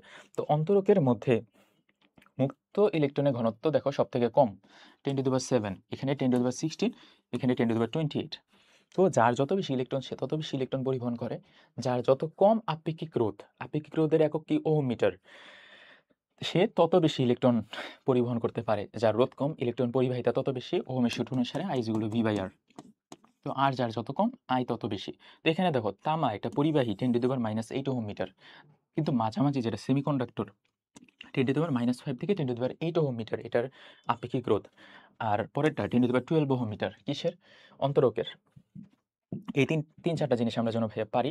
পরবর্তীতে এখানে আরো কিছু কথাবার্তা দেওয়া আছে, যে শক্তির পার্থক্যগুলো, যোজন ব্যান্ড এবং পরিবহন ব্যান্ডের মধ্যবর্তী শক্তির পার্থক্য, যেটা অন্তরক ওইখানে শক্তির পার্থক্য এত বেশি যে ইলেকট্রন নিচ থেকে উপরে উঠতেই পারবে না, 6 থেকে 15 ইলেকট্রোভোল্ট। সিলিকনে 1.1, জার্মেনিয়ামে 0.7। এটা খুবই ক্লাসিক্যাল প্রশ্ন, খুবই। তার পরবর্তীতে আমরা দুইটা জিনিস শিখবো, ডায়োড কি আর ট্রানজিস্টর কি। এখানে মোটামুটি অনেক কিছুই দেওয়া আছে। আলফা বিটার মধ্যবর্তী সম্পর্ক কি? আলফাকে বলা হয় কারেন্ট অ্যাম্প্লিফিকেশন ফ্যাক্টর, প্রবাহ বিবর্তন গুণক। Alpha is equal to beta by 1 plus beta. আর প্রবাহ লাভ, current gain, beta is equal to alpha by 1 minus alpha. একটা সূত্র বলি, এখান থেকে একটা ম্যাথ বলি, এবং ডায়োড আর ট্রানজিস্টরের হিসাবটা বলি। ডায়োড আর ট্রানজিস্টরের হিসাবের মধ্যে কোথায় যেন, আচ্ছা হিসাব বোঝার আগে আরো একটা জিনিস শিখতে হবে। IE is equal to IB plus IC, এটা। আর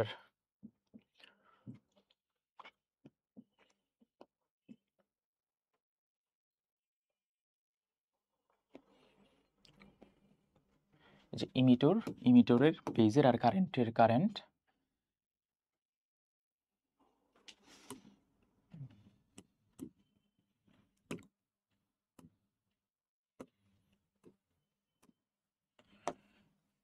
প্রথমে আসি ভাই ডায়োড কি আর ট্রানজিস্টর কি এবং কাজটা কি।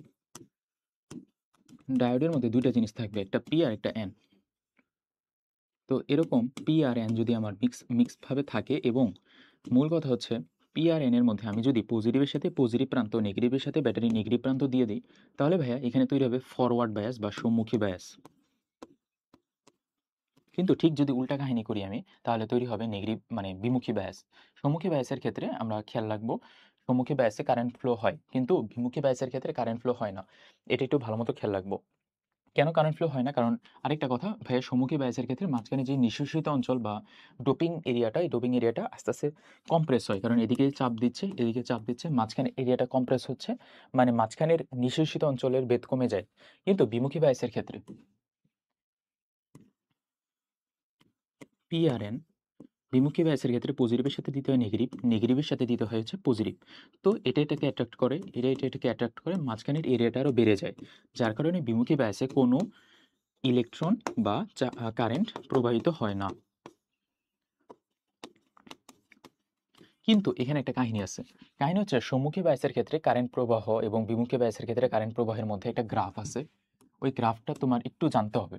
ধরো একটা কারেন্ট ফ্লো হয়, তো কারেন্ট ফ্লো এর মধ্যে সম্মুখী বায়াসের কারেন্ট ফ্লো প্রথমের দিকে হয় না। প্রথমে অল্প, অল্প আ মানে প্রথমে কারেন্ট ফ্লোই হয় না ঠিকমতো। তারপরে এখান থেকে কারেন্ট ফ্লো শুরু হয় আস্তে, আস্তে।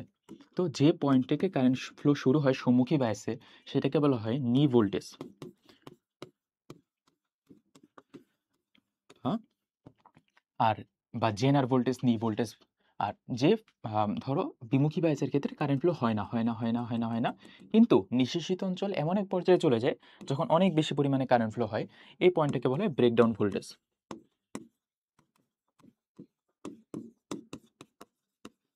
ভাইয়া আল্টিমেটলি আপনি একটু সামারি করে দেন তাহলে।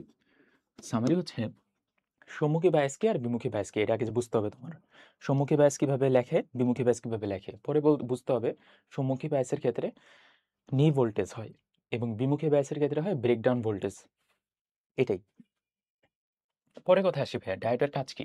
ডায়োডের কাজ হচ্ছে এসি প্রবাহকে ডিসি প্রবাহতে পরিণত করা বা রেকটিফিকেশন করা। রেকটিফিকেশন করে কি? ডায়োড। এইটা বাদ দিয়ে বাদবাকি সব কাজ তুমি দেখাই দিবা ট্রানজিস্টর। ট্রানজিস্টরে ৩ টা জিনিস থাকে, ইমিটর, বেস, কালেক্টর। ইমিটর আর বেজের মধ্যবর্তী সংযোগ কেমন, কালেক্টর এবং ইমিটরের বেজের মধ্যে সংযোগ কেমন, এগুলো তুমি বইয়ের এমসিকিউতে পেয়ে যাবা। খুবই ইম্পর্টেন্ট প্রশ্ন, এগুলো একটু দেখে যাবা। তার পরবর্তী টপিকে ভাই চলে আসি। তার পরবর্তীতে আমাদের হচ্ছে তড়িৎ প্রবাহে চৌম্বকক্রিয়া। তো তড়িৎ প্রবাহে চৌম্বকক্রিয়া আমি ধরে নিই যে এইবার খুব একটা কম মানে বেশি প্রশ্ন আসবে না। খুব একটা বেশি প্রশ্ন আসলেও আমি ভাইয়া পিডিএফে যে কয়টা জিনিস তুলে দিছি, যে কয়টা সূত্র তুলে দিছি ওই কয়টা জিনিস দেখবা। স্পেশালি হচ্ছে স্পেশালি কিছু কথা বলি। স্পেশালি হচ্ছে আমার এটা হচ্ছে চৌম্বক ফ্লাক্স। চৌম্বক ফ্লাক্সের সূত্র কি, একক কি? Flux phi is equal to A dot B. Flux একটা স্কেলার রাশি, চৌম্বক ফ্লাক্স। তো এটা বি এর একক হচ্ছে টেসলা, এর একক হচ্ছে মিটার স্কোয়ার। বি কি এখানে ভাইয়া? বি হচ্ছে চৌম্বক ক্ষেত্র, এ হচ্ছে এরিয়া। তো 1 weber is equal to 1 tesla metre square. আমি জাস্ট তোমাকে ভাইয়া এটা বুঝানোর চেষ্টা করতেছি, তুমি জাস্ট এতটুক শিখবা। মানে এটার কি বলে, ফ্লাক্স বলে, একক কি, সূত্র কি, এতটুকু পড়ে রাখবো। জাস্ট একক কি, সূত্র কি এভাবে পড়ে রাখবো এবং লাস্টের দিকে কিছু টপিক আছে এই চ্যাপ্টারে, যেটা হচ্ছে জিওম্যাগনেটিকের বিচ্যুতিকোণ, বিনতিকোণ এবং ভূচৌম্বক ক্ষেত্রের আনুভূমিক উপাংশ। এই যে ভূচৌম্বক ক্ষেত্রের উপাদান ৩টা, এই ৩টা টপিক একটু দেখে নিব। যে বিচ্যুতিকোণ, বিনতিকোণ, ভূচৌম্বক ক্ষেত্রের আনুভূমিক উপাংশ, ৩টা হচ্ছে জিওম্যাগনেটিজমের উপাদান। অনুবিবিধি মনে রাখা যায় টেকনিক। মেন কথা হচ্ছে ঢাকার বিচ্যুতিকোণ কত? 1/2 ডিগ্রি পূর্ব। ঢাকার বিনতিকোণ কত? ৩১ ডিগ্রি নর্থ। তারপরে ক্ষেত্রে ঢাকায় আণবিক উপাংশ কত একটু দেখে ফেলবো। এখানে আরেকটা প্রশ্ন আছে যে মেরুতে বিনতিকোণ হয় 90 ডিগ্রি। মেরুতে যদি বিনতিকোণ 90 ডিগ্রি হয় তাহলে বিষুবে কত? 0 ডিগ্রি। তাহলে এই ২টা প্রশ্ন কিন্তু আসবে এবং এটা মেডিকেলে একটা আসা প্রশ্ন। মনে রাখার একটা টেকনিকও বের করছিলাম যে মেবি 90, মেরুতে বিনতিকোণ 90 ডিগ্রি। তো এই তো এগুলাই। পরবর্তীতে আরো কিছু একত্র করে দেওয়া আছে মেডিকেল বইতে। তুমি একটু এগুলা পারলে দেখে নিতে পারো যে আয়রন, নিকেল, কোবাল্ট এগুলো হচ্ছে ফেরোচৌম্বক পদার্থ। ফেরোচৌম্বক পদার্থের বেলায় এটা 20 বিন্দু পাওয়া যায়। অন্যান্য পদার্থ যেমন ডায়াচৌম্বক বা প্যারাচৌম্বক এগুলাতে কিন্তু ভাইয়া 20 বিন্দু পাওয়া যায় না। অনলি ফেরোচৌম্বক পদার্থে 20 বিন্দু পাওয়া যায়। 20 বিন্দুগুলা কত? এটা একটু পড়ে ফেলবো। ৭৭০ ডিগ্রি সেলসিয়াস ফর আয়রন। তারপরে দেখো ডায়াচৌম্বক, প্যারাচৌম্বক, ফেরোচৌম্বকের মধ্যে পার্থক্য দেওয়া আছে। পার্থক্যগুলো সবগুলো পড়া থেকে আমি একটা টেকনিক বলি তোমাকে, যে ডায়াচৌম্বক পদার্থে সবকিছু নেগেটিভ, প্যারাচৌম্বকে একটা নেগেটিভ, ফেরোচৌম্বকে সকল কিছু পজিটিভ। প্লাস ফেরোচৌম্বক পদার্থের বেলায় 20 বিন্দু পাওয়া যায় এবং হিস্টোরেসিস গ্রাফ পাওয়া যায়। জাস্ট 2টা কথা এক্সট্রা মনে রাখবো। পরবর্তীতে ভাই আমার মনে হয় যে এগুলা লাগবে না। এগুলো আমার মনে হয় যে আর লাগবে না। এত পড়ার সময় নেই আমাদের। কিছু ম্যাথগুলো আমরা একটু পড়ে মানে কিছু এমসিকিউ পড়ে ফেলবো। আবেশ চ্যাপ্টারে চলে আসি। আবেশ চ্যাপ্টার থেকে একটা প্রশ্ন ঘুরে ফিরে বারবার দিবে তোমাকে, এই ট্রান্সফরমারের হিসাবগুলো দিবে। তারপর কারেন্টের হিসাবগুলো দিবে। তো আমি একটা ছক বানায় বলে দিই। ধরো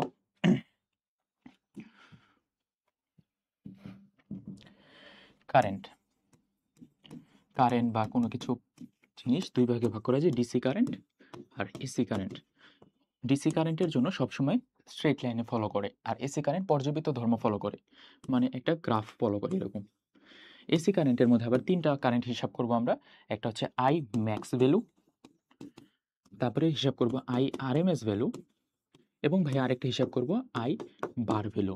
গড় মান কত, আরএমএস মান কত, ম্যাক্সিমাম মান কত।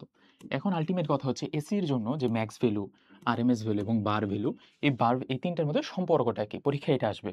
তো একটা লিখি যে I RMS is equal to 0.707 into I max, এবং I bar is equal to 0.639 into I 639 তো হ্যাঁ ইন্টু আই ম্যাক্স। তো এই দুইটার হিসাব আমরা শিখবো, তাহলেই হবে। দেখো বইতে আমি মনে হয় তুলেই দিছি এটা দেওয়ার কথা। তারপর স্বকীয় আবেশ গুণাঙ্ক, পারস্পরিক আবেশ গুণাঙ্কের একক হচ্ছে হেনরি, ওইটা একটু পড়ে ফেলবো, দেখবো এখানে কই যেন, এই যে এটা 0.707 ইন্টু আই নট বা I max, I R M S. আর অপর পক্ষে এই 0.639 না 67 হচ্ছে আই বারের জন্য। তো এই দুইটার অনুপাত আবার বলা হয় আকৃতি গুণাঙ্ক, এবং সবগুলাই হিসাব করা হয় ভাইয়া অর্ধচক্রের জন্য। তো তোমাকে যদি বলে অর্ধচক্রের জন্য এগুলোর মধ্যে সম্পর্ক কি, তুমি এগুলো দাগাই দিবা। এটা হচ্ছে অর্ধচক্রের জন্য। আর যদি তোমাকে বলে ভাইয়া পূর্ণচক্রের জন্য এই ভ্যালুগুলো কত, পূর্ণচক্রের সব ভ্যালু দাগাই দিবা 0। আর যদি বলে আকৃতি গুণাঙ্কের ভ্যালু কত, আকৃতি গুণাঙ্ক হচ্ছে 1.11 অর্ধচক্রের জন্য, আর পূর্ণচক্রের জন্য 0। আচ্ছা, এগুলো যদি কেউ এমন থাকো যে কেউ এগুলো কিছু বুঝোই না, এরকম যদি থাকো, তাহলে আমি সাজেশন দিব তুমি পারলে একটা ক্লাস করতে পারো এগুলোর। না পারলে তোমার কাছে যদি মনে হয় যে ভাই টাইম তো নাই মেডিকেল ভর্তি পরীক্ষার, এগুলো যদি কেউ একান্তই না বুঝে থাকো, আমি যে কয়টা পিডিএফে দিছি, যে কয়টা ইম্পর্টেন্ট তথ্যগুলি বলতেছি, ট্রান্সফরমারের ম্যাথ একটু দেখে যাওয়া, তারপরে এই যে আইআরএমএস কি, আই বার কি, এগুলো একটু দেখে যাবা, মধ্যবর্তী সম্পর্কটা দেখে যাবা, বোঝার দরকার নেই, কয়েকটা জিনিস পড়ে যাবা। আগে ভাই পরীক্ষায় একটা এমসিকিউ দেখাও ঠিক মতো, পড়ার হিসাব বোঝার হিসাব পরে তুমি এমসিকিউটা দেখায় আসো। পরবর্তীতে আরো অনেকগুলো টপিক আছে, স্পেশালি চ্যাপ্টার 6 এর ক্ষেত্রে। জ্যামিতিক আলোক বিজ্ঞান চ্যাপ্টারের মধ্যে ইম্পর্টেন্ট কিছু টপিক আছে, এই যে এই টপিকটা, যেমন একটা প্রতিবিম্বের অবস্থান কোথায় হবে, তার ছাড়া প্রতিবিম্বের উত্তল লেন্সের ক্ষেত্রে প্রতিবিম্বের অবস্থান কীরকম হবে, এবং অবতল লেন্সের ক্ষেত্রে প্রতিবিম্বের অবস্থান প্রকৃতি কীরকম হবে। তো এখানে টেকনিক দিয়ে পড়া যায়। তো টেকনিক ছাড়া আমি একটা মেন কথা বলি যে তোমার এটা হচ্ছে উত্তল লেন্সের ক্ষেত্রে, আর এটা হ্যাঁ উত্তল লেন্সের ক্ষেত্রে সবই দেখো বাস্তব আর উল্টা প্রতিবিম্ব গঠিত হয়, বাস্তব উল্টা, বাস্তব উল্টা, বাস্তব উল্টা, বাস্তব উল্টা, বাস্তব উল্টা।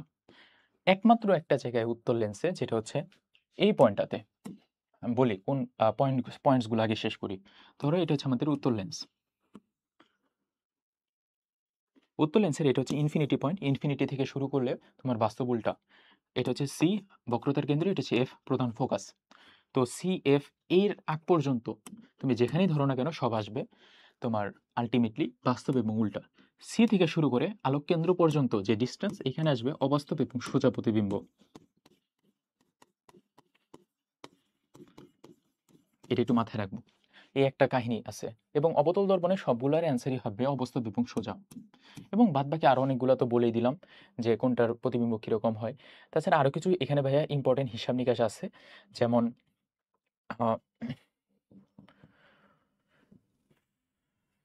এখানে একটা হিসাব বলি, এখানে তো সূত্রগুলো তুলে দেওয়া হয়েছে, তারপর আর একটা মেইন হিসাব বলি যেটা পরীক্ষা আসার মতো। এবার রিফ্র্যাক্টিভ ইন্ডেক্স বা প্রতিসরণাঙ্ক নিউ এর ভ্যালুগুলো কত, ভির ভ্যালু কত। নিউ আর ভি পরস্পর ব্যস্তানুপাতিক সম্পর্ক। Nu is inversely proportional to lambda is inversely proportional to C. মানে বোঝানোর চেষ্টা করতেছি যে নিউ বা আলোর প্রতিসরণাঙ্ক যত বেশি হয়, ওইটার ঘনত্ব তত বেশি, ওইটার মধ্যে আলো তত কম পাস করবে। তো যার কারণে আমরা বলতে পারি যে ধরো বায়ুর বাতাসের জন্য এটা 1 হলে এই ভ্যালু মানে সি এর ভ্যালু বা ভি এর ভ্যালু আসবে 3 × 10⁸ মিটার পার সেকেন্ড বাতাসের জন্য। পানির জন্য কত, তারপরে কাচের জন্য কত, দেখবে এই চ্যাপ্টারটি সুন্দর করে দেওয়া আছে ম্যাথ আকারে, ওই ম্যাথ আকারে না পড়ে তুমি মুখস্থ করে ফেলবা ভ্যালুগুলো। যেমন নিউ এর জন্য পানির ভ্যালু হচ্ছে 1.33, আর কাচের জন্য 1.5। তো কাচে 1.5 হলে এই ভ্যালুটা আরও কমে যাবে, এখানে আরও কমে যাবে, এটা মোস্ট প্রবাবলি 2.28 × 10⁸, আর এই ভ্যালুটা হচ্ছে 2 × 10⁸ মিটার পার সেকেন্ড। মানে এটা কেন বলতেছি, কারণ সরাসরি যদি তোমাকে ম্যাথ দেয়, ম্যাথ দিয়ে তুমি যে এইভাবে করবা C1/C2, C1/C2 is equal two nu2/nu1। এইভাবে বসে বসে যে করবা, এটা করার সময়ই নাই, তোমার দরকারও নাই। তুমি ভাইয়া অ্যান্সারগুলো মনে রাখলেই তো হয়। দেখো 1.33 মানে একটু বেশি, তার মানে একটু কম, এখানে আর একটু বেশি আর একটু কম, এভাবে মনে রাখা যায় নিউ এর ভ্যালু পানি কাছের জন্য। আচ্ছা, মোটামুটি এগুলাই। আরও কিছু টুকটাক টপিক আছে, খুচরা টপিক, ওগুলো একটু ভাইয়া দেখে নিবা। যেমন আলোর ব্যতিচারের জন্য বিচ্ছুরণের হিসাবগুলো। যেমন এই প্রশ্নটা দেখো অনেকে ভুল করো, যে কোথায় বিচ্ছুরণ সর্বাধিক হয়। তো বিচ্ছুরণ সব থেকে বেশি, আচ্ছা বিচ্ছুরণ মানে কি মনে আছে? আলো, সাদা আলো পড়ে একটা প্রিজম বা একটা বিচ্ছুরক মাধ্যমের মধ্যে, তারপরে আলো 7টা ভাগে ভাগ হয়ে যায়। এটা হচ্ছে বিচ্ছুরণের মেইন হিসাব। তো বিচ্ছুরণ সব থেকে বেশি হবে, দেখো ধরো আলো এইভাবে বিচ্ছুরিত হয়ে যায়। প্রথমটা হচ্ছে ভায়োলেট মানে বেগুনি, তারপরে ইন্ডিগো মানে নীল, তারপরে মাঝখানে যাবে মধ্যরশ্মি কোনটা, হলুদ, লাস্টে হচ্ছে লাল বা রেড। তো বিচ্ছুরণ সব থেকে বেশি হলো কার? সব থেকে বেশি হলো বেগুনি, নীল, অথবা আর লাস্টের দিকে লালের বিচ্ছুরণ সব থেকে বেশি। তো অ্যান্সারটা এখানে আসবে লাল এবং নীল হচ্ছে। তো যদি নীল অপশনে না থাকে, এখানে বেগুনি হওয়ার কথা ছিল, তো বেগুনি তো অপশনে নেই, তাই এই জন্য এটা লাল ও নীল অ্যান্সার। আর একটা টেকনিক আছে ভাই, বিচ্যুতি বেশি কার? বি বি বি, এটা হচ্ছে একটা টেকনিক। বেগুনির বিচ্যুতি সব থেকে বেশি। তো আলটিমেটলি আমরা ভাই এই কয়টা টেকনিক একটু পড়ে যাব।